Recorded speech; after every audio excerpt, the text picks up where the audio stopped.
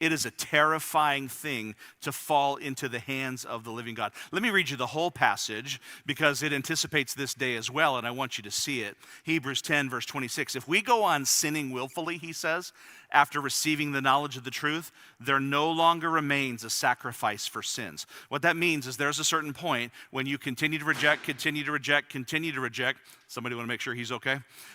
Continue to reject. You will get to a certain point where you no longer have access to, we all good? Okay, we're all good. You no longer have access to the truth, and there's nothing that will save you.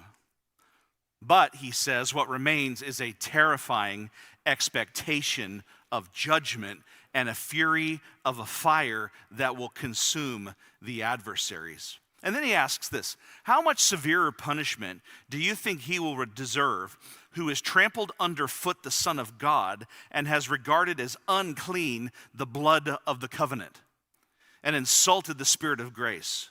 Because we know him who said, vengeance is mine, I will repay, and again the Lord will judge his people. Then these words, it is a terrifying thing to fall into the hands of the living God. So those without Christ, listen to me, will fall into the hands of the living God.